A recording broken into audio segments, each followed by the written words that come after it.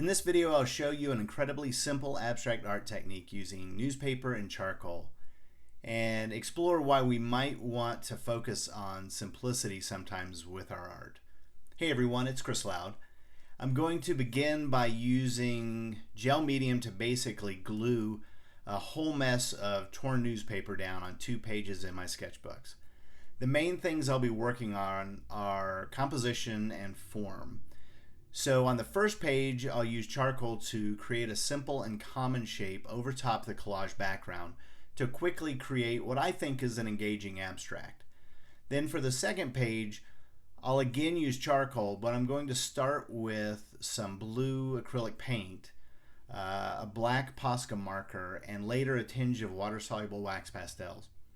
At the end of the video, I'll show you some close-ups of each as well as the final pieces. So I'm somewhat randomly putting down some torn newsprint, and I'll add a couple of pieces of painted tissue paper to one of the pages here, this one in particular.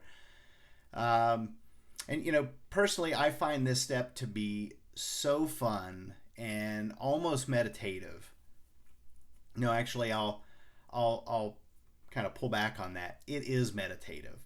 I could probably do this for hours. It's quite relaxing. So I have cut out some areas of the video when I'm off camera tearing newspaper, as well as most of the times I'm drying parts of the page with a hairdryer. And with that said, after I finished adding the paper, I let both pages dry for several hours. If they aren't dry, the charcoal will sometimes tear the wet paper.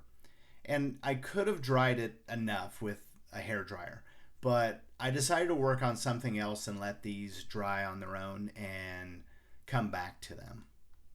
And before I get going on the shape, if you like this video, feel free to give it a thumbs up. If you would like to see more videos like this, feel free to subscribe. And as always, if you have any feedback or questions, I'd love for you to leave me a comment. So you can tell I'm just kind of looking for newsprint with large words and numbers and a little bit of colored areas with some patterns. I believe that was part of a map that I put down that was in a newspaper. And then I'm just starting with some soft charcoal and a blending stump or a tortillon. However, this is something you could use wadded up paper towel in place of the blending stump. I'm going to use my finger as well to help blend. Could you do this with a pencil, a pen, or a marker? Yes. They just react differently than charcoal, so I would suggest playing with each to see how they react on newspaper. So obviously you can see the shape that I'm working with is a spiral. And really the only reason that I chose a spiral is because I was thinking about shapes, and I've used a lot of shapes in my art since I've been painting and creating art. But the one shape that I don't think I've ever used in any piece was a spiral. So I thought I would give that a shot. It also helps with the composition because it, obviously that helps lead you right into the middle of that, spiral. Although, I'm not using this linear spiral. I'm really trying to make a form out of this, something that almost looks like you could touch. So it's almost like a newspaper cinnamon roll. I mean, it's kind of a big, thick spiral there. And I'm just using that blending stump to start pulling up a little of that charcoal from the lines to create that form, to get a little bit of a mid-tone value to help give that some shape. And I will show you when I pull the tape off here in a minute that I do get a lot of questions about pulling tape off, and if it tears my paper or tears any of the collage paper when I'm pulling it off.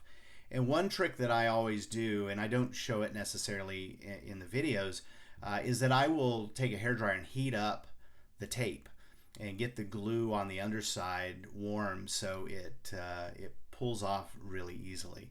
Of course, when you're doing a collage like this, sometimes you put the paper down and put the tape down and paper down, and they kind of stick together. So I do, at one point on here, I think I have to pull an X-Acto knife out and cut away a little bit of that paper to make sure that I can get all the tape off. So yeah, right here I'm gonna have to turn that around and get going with an X-Acto knife.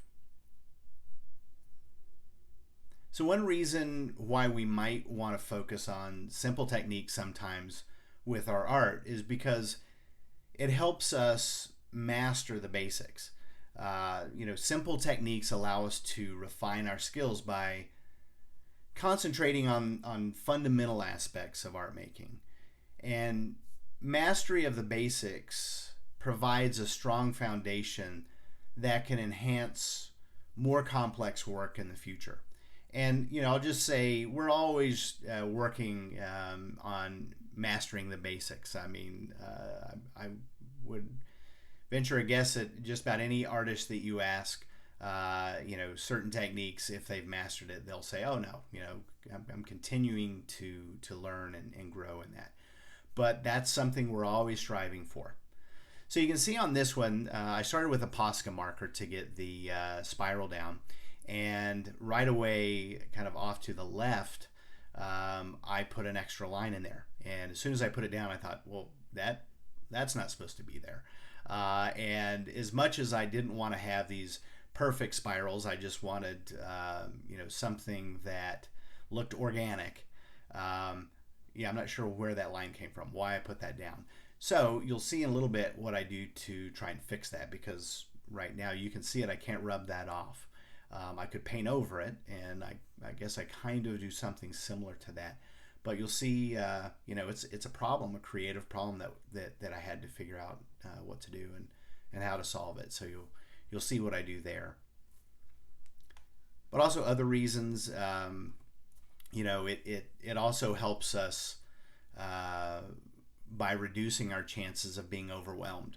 Art can become overwhelming when too many techniques and challenging techniques especially are in play.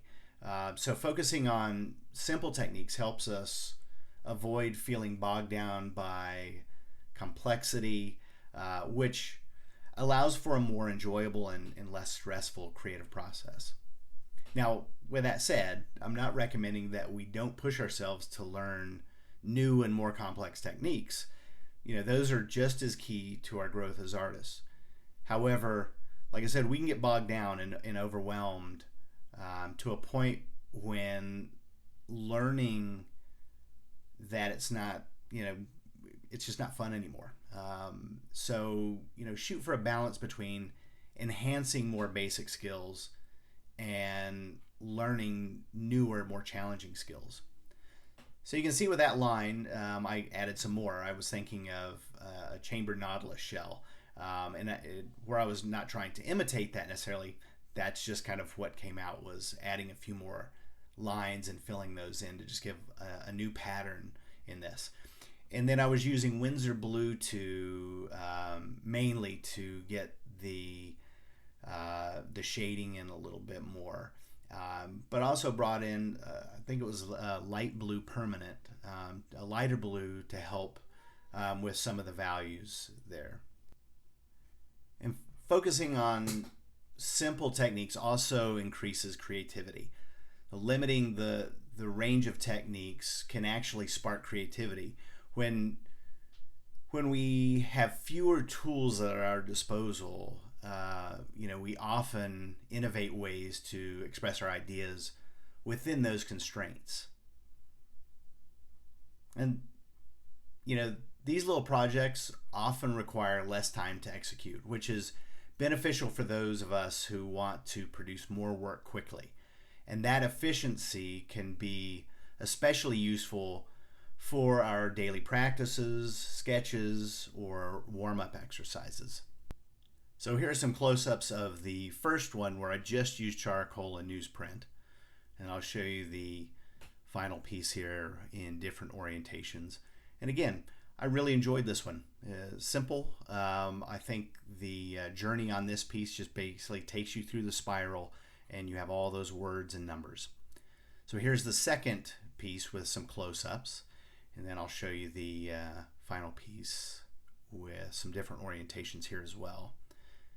And I didn't like this one at first, but it's kind of grown on me. So thanks for watching, and keep on painting.